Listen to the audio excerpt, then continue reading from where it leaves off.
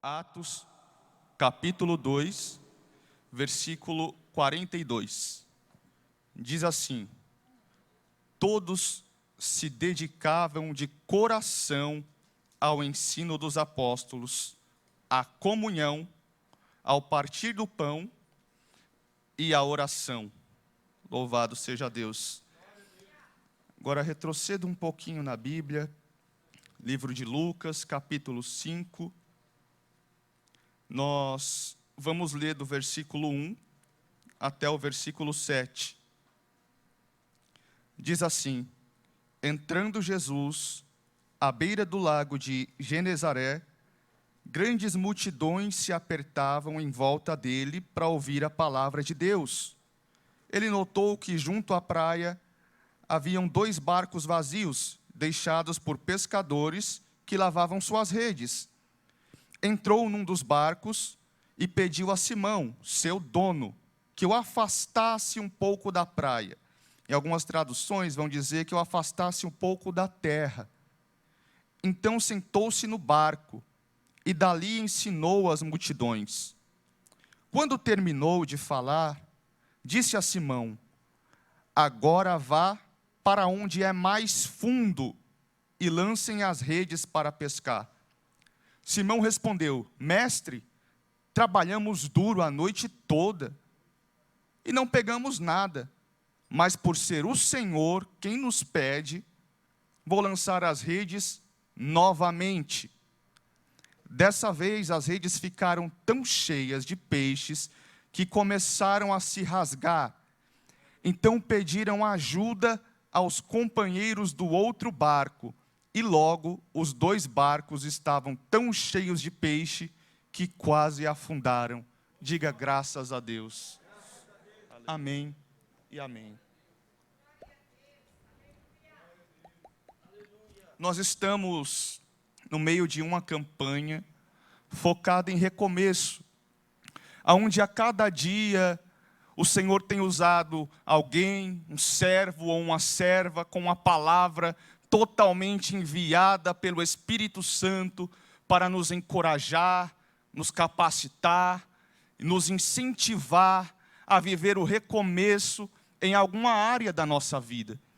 E hoje não é diferente, porém o Senhor colocou algo no meu coração que Ele vem ministrado já há alguns dias, e é que nós, como igreja, precisamos recomeçar. O tema de hoje é comunhão, um bom combustível para bons recomeços. E nós, como igreja do Senhor, nós temos a necessidade de começar. Mas o que o Senhor vem ministrando no meu coração é que não é simplesmente um recomeço. Nós temos que recomeçar para viver o sobrenatural de Deus aqui na terra. Nós temos que recomeçar saindo da naturalidade, saindo do terreno humano, saindo da normalidade e nos espelharmos na igreja de antigamente, que era uma igreja que vivia e que desfrutava do sobrenatural de Deus.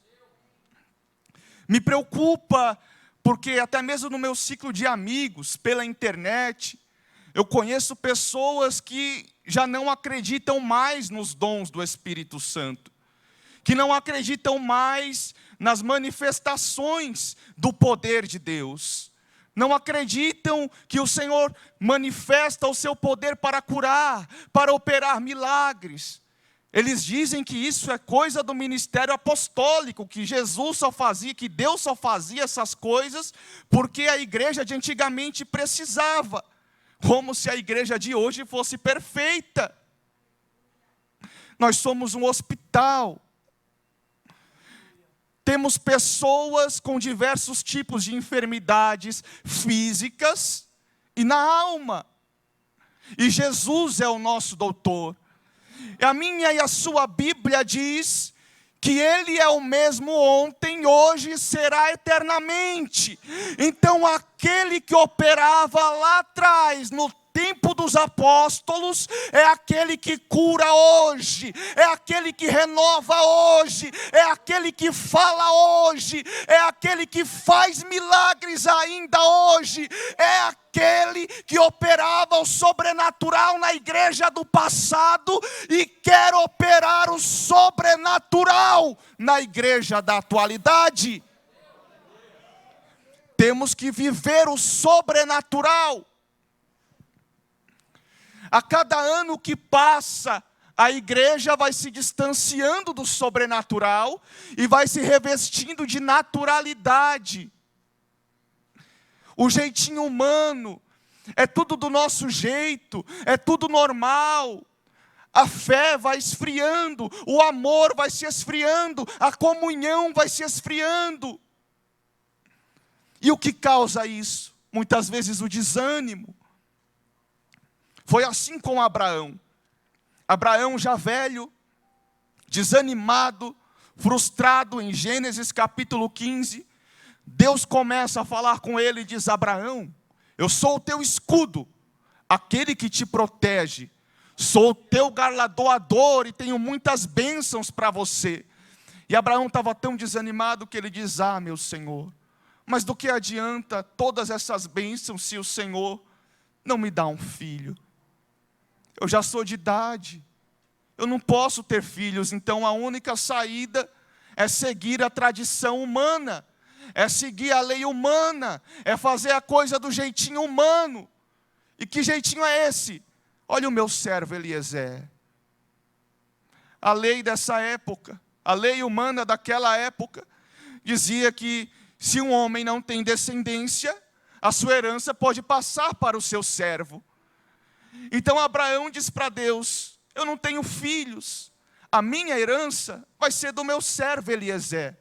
Ele que vai cuidar da minha descendência. Esse era o jeito natural, esse era o jeito humano. Mas aí Deus leva Abraão para fora, faz ele olhar para o alto. Abraão, para de olhar para a terra, para de olhar para o natural, para de olhar para o jeito humano, para de olhar para o homem, para de olhar para Eliezer, agora olha para o alto, conta as estrelas, consegue contar? Não consigo, sabe por quê? Porque os meus pensamentos são incontáveis, são infinitamente maiores do que os seus, e o que eu tenho para fazer na sua vida, não vem do homem, não é natural, é o sobrenatural.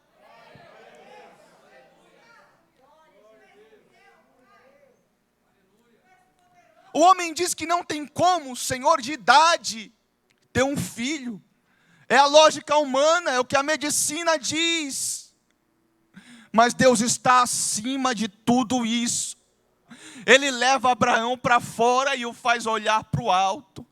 Ele estava tirando Abraão da naturalidade e levando-o para o sobrenatural.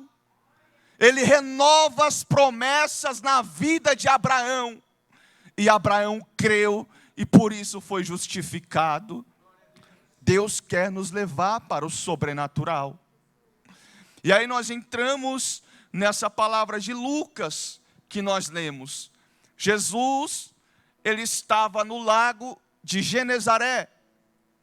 E haviam 2 barcos vazios, uma multidão que o apertava porque estava ansiosa para ouvir a palavra. E Jesus entra em um dos barcos, o barco de Simão, o barco de Pedro. Pedro, eu tenho uma obra para fazer aqui através desse barco, mas eu preciso que você afaste um pouco do terreno firme. Eu preciso que você afaste um pouco da terra. Eu preciso que você afaste um pouco da naturalidade. Não sei se você está entendendo o que Deus está dizendo, mas Ele te diz que tem uma grande obra, que tem algo grande para operar na sua vida, mas para que Ele venha operar, você tem que largar as coisas da terra, tem que largar as coisas humanas, tem que sair da naturalidade.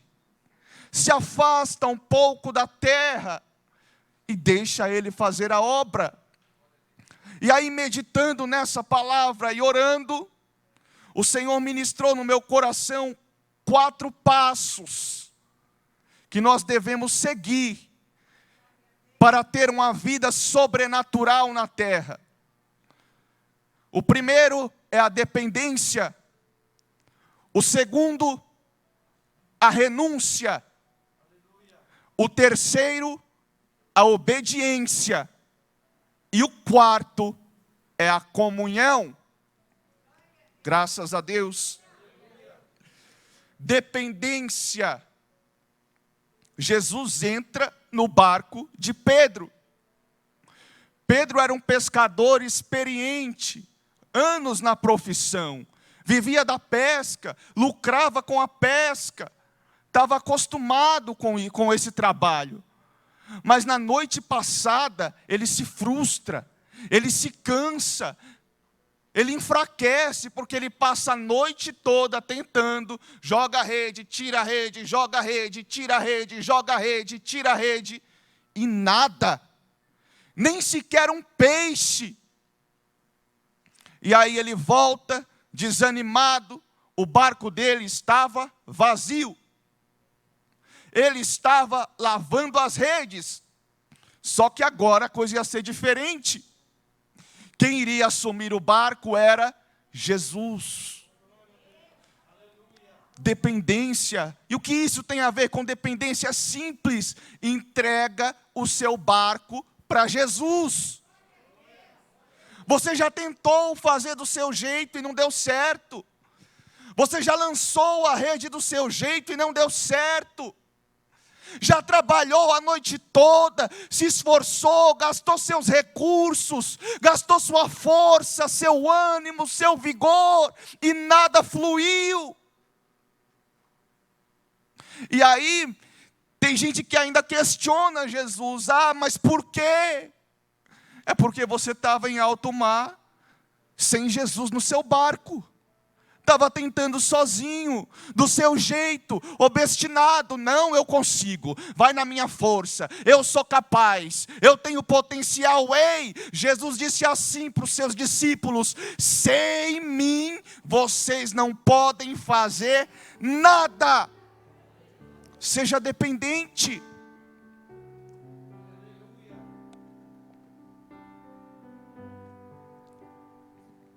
Entrega o seu barco para Jesus.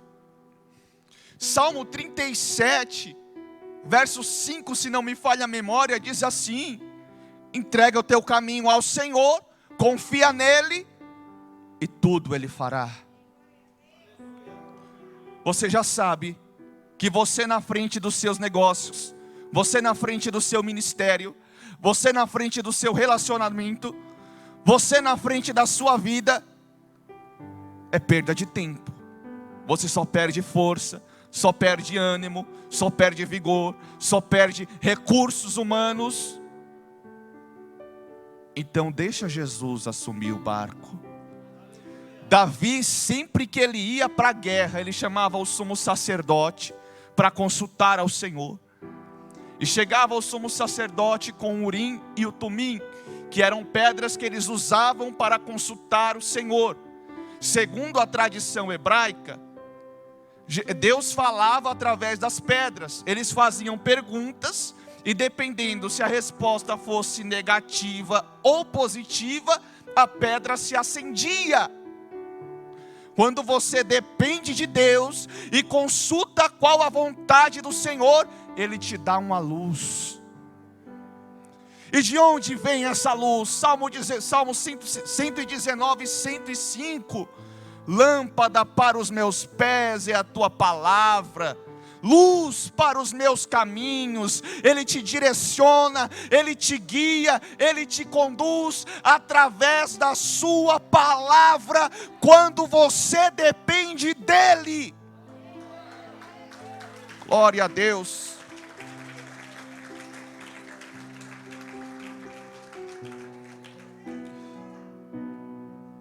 E aí nós entramos no segundo passo, a renúncia. Não existe evangelho sem renúncia. E a igreja moderna, muitos irmãos modernos, a gente se vê principalmente na internet, que eles normalizam tudo. Por quê? Porque a naturalidade, ela leva à apostasia. E hoje em dia estão normalizando tudo. Coisas que são abomináveis a Deus, práticas que são abomináveis a Deus. Mas para o mundo é normal. Muitas igrejas, no pretexto de atrair ao mundo, aderem a essa prática. E aí quando alguém vai pregar a verdade, ele diz, não fala isso aqui não, pelo amor de Deus. Mas por que, irmão? Está na Bíblia. Não, mas é que o mundo se escandaliza. Irmãos, nós somos luz. E aquele que está em trevas, que está acostumado em viver na escuridão, quando olha para a luz a primeira vez, os olhos doem. A igreja não está aqui para agradar ao mundo, ela está para incomodar. Primeiro a luz tem que causar incômodo, e tem que continuar brilhando, para atrair os que estão em trevas. A luz vai doer no começo, mas quando a igreja persiste, permanece firme, perseverante, quem está em trevas acaba se acostumando com a luz e se aproximando para ver de perto. Nós somos sal, e o sal preserva. Se a igreja sai da terra, o mundo apodrece. Esse é o nosso papel aqui. Mas estão naturalizando tudo, estão pregando o evangelho sem renúncia, enquanto no evangelho de Mateus, capítulo 16, verso 24, se não me falha a memória, Jesus disse assim: negue-se a si mesmo, tome a sua cruz, siga-me. Negue-se a si mesmo, abra mão da naturalidade, abra mão da sua vontade, abra mão do seu pecado, abra mão dos seus desejos carnais. Jesus diz assim para Pedro: se afasta um pouco da terra, empurra o barco, tira o seu barco da terra, renúncia, abre mão do comodismo, abre mão daquela prática que a sua carne adora, mas você sabe lá no fundo que entristece o Espírito Santo de Deus. Sem renúncia não existe sobrenatural. Tiago, capítulo 4, versículo 4 diz que a amizade com o mundo é inimizade contra Deus. Então abre mão da terra, abre mão do que é carnal, abre mão do que não agrada a Deus, e começa a sua jornada para o sobrenatural, afastando o seu barco da terra. Primeiro, dependência. Segundo, renúncia. Terceiro, obediência. É necessário ir mais fundo. No Evangelho de João, capítulo 14, versículo 23, Jesus diz assim: aquele que me ama, ele obedece a minha palavra. Então o Pai também o ama. Então nós iremos a Ele e moraremos nele.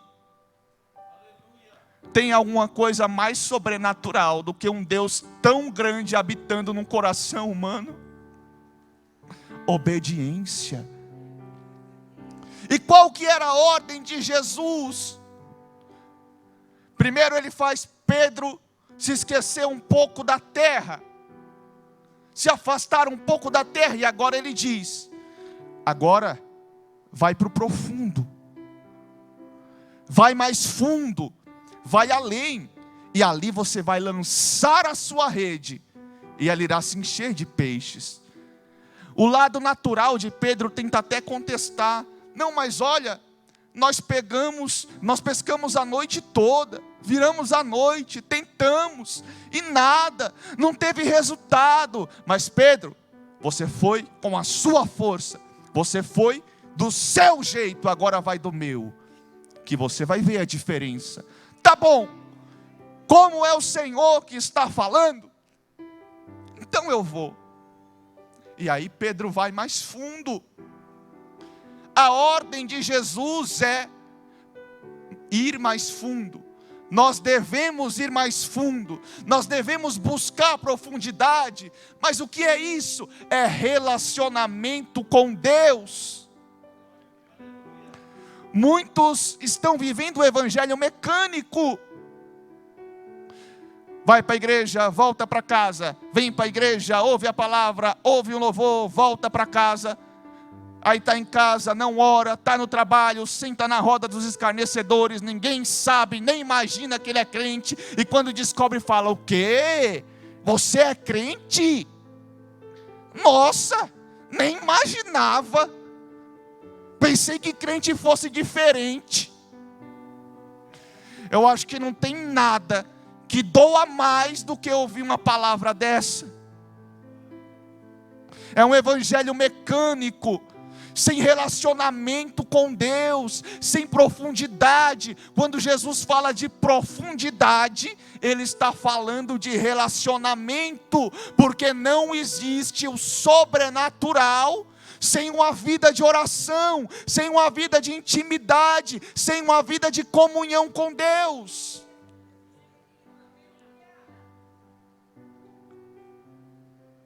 Precisamos viver o sobrenatural, mas para isso nós temos que depender dEle, temos que obedecê-lo, temos que renunciar à nossa carne, precisamos ter um relacionamento com Ele, precisamos ir mais fundo.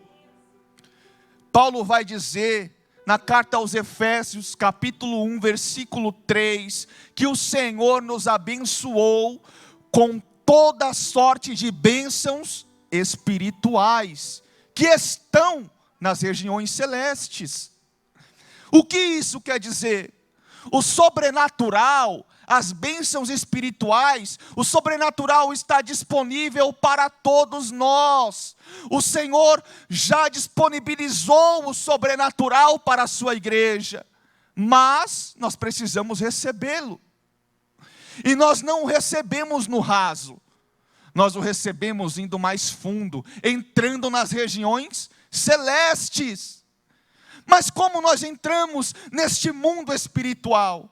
Em Lucas 11, Jesus dá a receita. Ele diz assim: peçam e receberão, procurem e encontrarão, batam e a porta vai ser aberta para vocês. Porque todos aqueles, veja bem, todos aqueles que pedem, recebem. Todos aqueles que procuram, encontram. E todos aqueles que batem na porta, a porta se abre. É a receita de Jesus. E nisso ele não está falando do carro e da casa própria, porque ele continua. Se vocês que são pecadores, quando seu filho lhe pede um pão, você não tem coragem de dar uma pedra para ele, mas o abençoa com um pão, imagine o nosso Pai que está no céu. Quanto mais Ele não fará com vocês, ao lhes dar o Espírito Santo. Nessa palavra há 3 níveis: pedir, procurar e bater. O Senhor, Ele quer ver a nossa perseverança. Ah, mas eu pedi, o Senhor não me deu. Eu bati, o Senhor não abriu. Não é bater só uma vez, é ter constância, é buscar, é perseverar. Você precisa de um relacionamento com Deus, você precisa viver o sobrenatural, então você tem que se empenhar.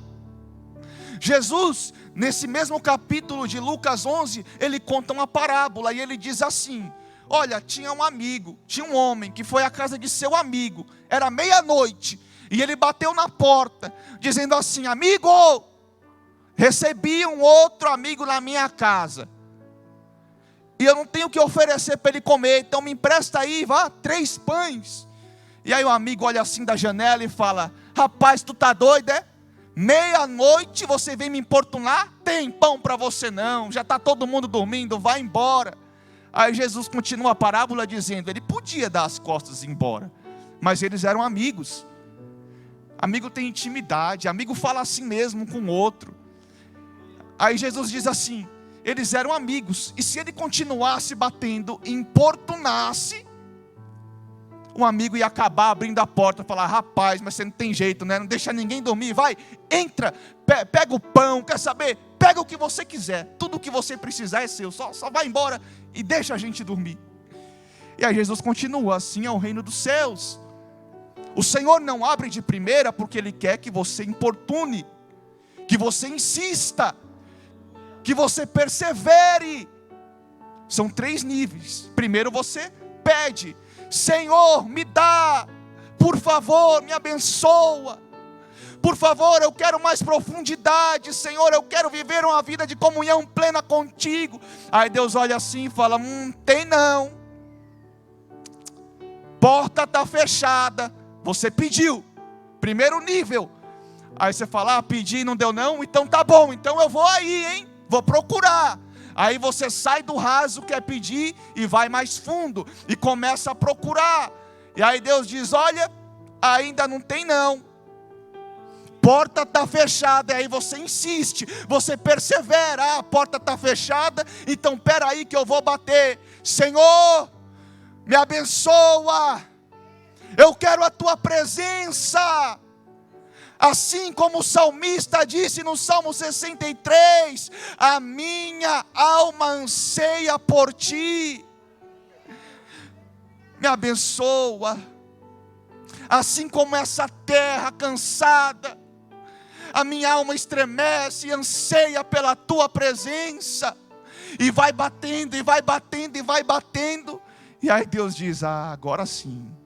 Agora eu vou abrir, entra nas regiões celestes, desfruta do meu espírito, desfruta do meu poder, desfruta do sobrenatural. Mas tem que ir além, tem que ir para o mar alto, para o fundo.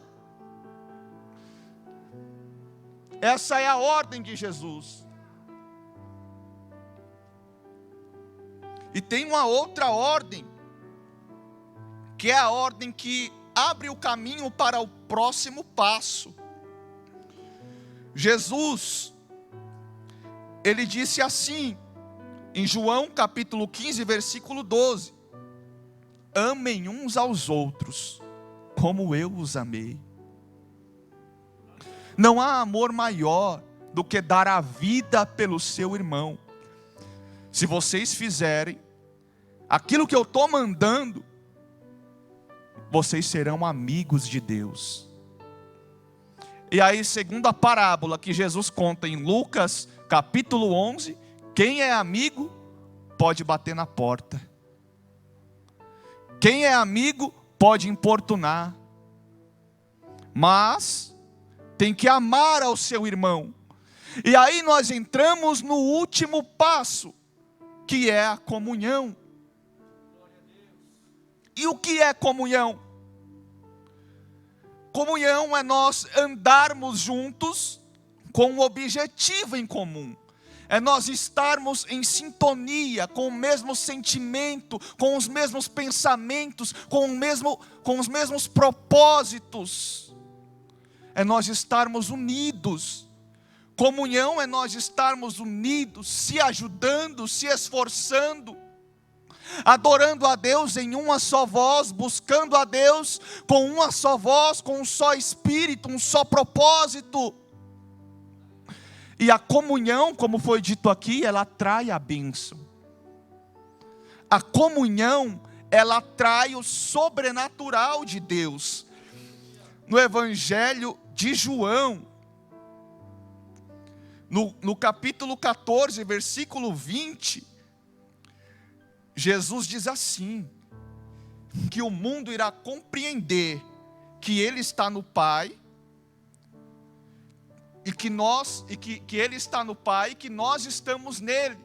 Ou seja, o mundo, quando a igreja está em comunhão, Cristo é revelado para o mundo. Quando a igreja está em comunhão, ela cumpre o seu papel, que é iluminar e é atrair aqueles que estão lá fora. Um reino dividido, ele não prevalece, ele não prospera. A Bíblia diz assim, que Davi, quando ele começa a reinar, ele assume somente o reino de Judá, e causa uma divisão. Israel e outras tribos ficam com o filho de Saul, e Davi somente com o reino de Judá. E nessa época, nenhum dos dois reinos cresceram. Eles viviam brigando, em constantes guerras, tendo muitas perdas. A igreja que não se une, só tem a perder. Mas quando Davi assume o reino, e unifica a nação, a primeira coisa que ele faz é conquistar Jerusalém, e expandir o território. A nação cresce, prospera, por causa da união. E aí a Bíblia diz que o rei de Tiro, Hirão, envia presentes a Davi, envia marceneiros, envia pedreiros, e eles levam madeira da melhor qualidade para construir um palácio para Davi. E Davi se tornou poderoso na terra. E aí Davi diz assim: agora eu reconheço que este negócio veio do Senhor, foi Ele que me colocou aqui, foi Ele que me deu este reinado, é Ele quem está abençoando. A união atrai o crescimento da obra, a união alarga o espaço, a união multiplica a nação, multiplica a igreja. Veja bem, no primeiro livro de Reis, no capítulo 18, Elias sobe o Monte Carmelo para desafiar os profetas de Baal. E ele tinha consigo 2 novilhos, e ele diz assim: olha, vamos fazer o seguinte, escolha um e sacrifica, e eu vou sacrificar o outro. E o Deus que responder com fogo, esse é o verdadeiro Deus. Os profetas de Baal começam a clamar, a gritar, a espernear, a se bater, a se cortar, a se chicotear, e nada acontece. E aí quando chega a vez de Elias, sabe qual é a primeira coisa que ele faz? Ele junta as pedras. Cada pedra simbolizava uma tribo de Israel que estava separada. Então ele une as pedras e conserta o altar. Porque se não tem união, não tem poder de Deus. Se não tem união, não tem como viver o sobrenatural. Sabe por quê? A comunhão é um combustível. É o melhor combustível para recomeçarmos e vivermos o sobrenatural. É porque experimenta fazer um carro andar sem gasolina, ele não vai para frente, ele não sai do lugar. E da mesma forma é a igreja. Se não estivermos em sintonia, se não estivermos amando uns aos outros, ajudando uns aos outros, no mesmo propósito, a obra não anda, não vai para frente.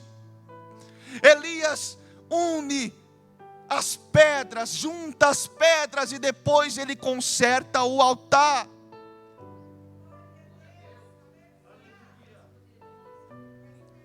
Por quê? Porque Deus não recebe sacrifício em altar quebrado. Jesus diz assim, Mateus 5:23, se você for dar uma oferta, e sabendo que o seu irmão tem uma coisa contra você, primeiro você vai lá e se conserta com o seu irmão. Porque não adianta, se não se consertar com o irmão, se não reconciliar com o irmão, se não liberar perdão, se não tiver comunhão, Deus não recebe. E isso é muito grave. Tem muitos irmãos louvando, cheio de mágoa.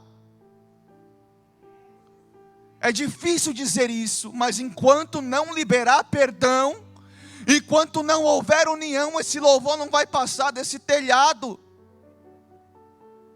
Deus não recebe sacrifício em altar quebrado.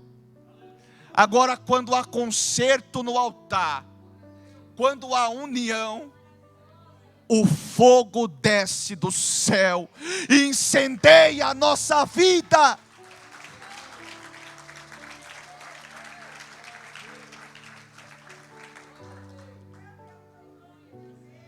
E aí, para encerrarmos, nós chegamos no livro de Atos. Jesus, antes de subir, ele passa 40 dias com seus discípulos, ensinando, instruindo. E ele faz uma promessa. E ele diz que Deus enviaria o Consolador, enviaria o Espírito Santo. E por mais que ele estivesse indo para o alto, os discípulos continuariam, a igreja continuaria vivendo o sobrenatural na terra. E aí ele diz assim, ele dá uma instrução para todos eles: permanecei, pois, em Jerusalém, até que do alto sejais revestido de poder. Ele diz para todos: permaneçam em Jerusalém. O que ele está dizendo? Ele está dizendo assim: permaneçam no mesmo lugar, fiquem juntos, fiquem unidos em Jerusalém. Busquem essa promessa que o Pai que está nos céus irá derramar, e através do Espírito Santo eu sempre estarei convosco. E aí em Atos 2, eles estavam ali, perseverando, todos reunidos no mesmo lugar, unidos em comunhão. E a Bíblia diz que de repente sopra um vento veemente, impetuoso, e a vida de todos aqueles que ali estavam no mesmo propósito, no mesmo objetivo, com o mesmo algo, é mudada para sempre. Eles são cheios do Espírito Santo, são batizados com o Espírito Santo, começam a adorar a Deus e a anunciar o seu reino.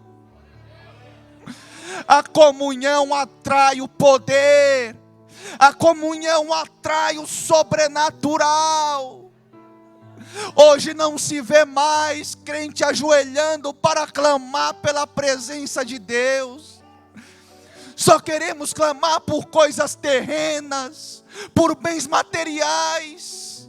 E Deus diz assim: que saudade do tempo que o meu povo se ajoelhava de madrugada, dizendo: Deus, eu quero a tua presença, eu quero o teu abraço, eu quero o teu Espírito. Ele está dizendo: vamos buscar a presença dEle, em união, em uma só voz, em uma só fé. Vamos buscar o sobrenatural de Deus. A comunhão atrai o poder, e ela atrai também o crescimento. A Bíblia diz, ainda em Atos 2:47, que a igreja era tão unida, que eles se ajudavam, eles se encorajavam, se fortaleciam, eles se importavam uns com os outros, ao ponto de compartilhar aquilo que eles tinham, para que ninguém passasse necessidade. Estavam unidos com alegria. E o que acontecia? Cada vez mais o Senhor enviava aqueles que eram salvos, e a igreja ia crescendo. A comunhão atrai o crescimento. Jesus diz assim para Pedro: vai para o profundo, lança a rede. Pedro obedece. Ele faz isso, ele lança a rede. E o que acontece? Os peixes vão sozinhos para a rede. E aí entra a comunhão. Pedro olha assim: meu Deus, é peixe demais. Aí olha para o barco do lado: amigo, vem aqui me ajudar. Aí eles se ajudam, e o que acontece? Os dois barcos ficam cheios de peixe.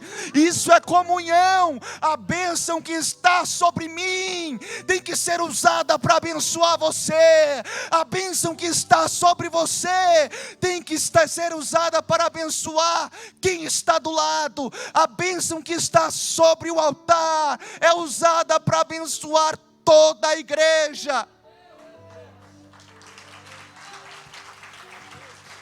Glória a Deus.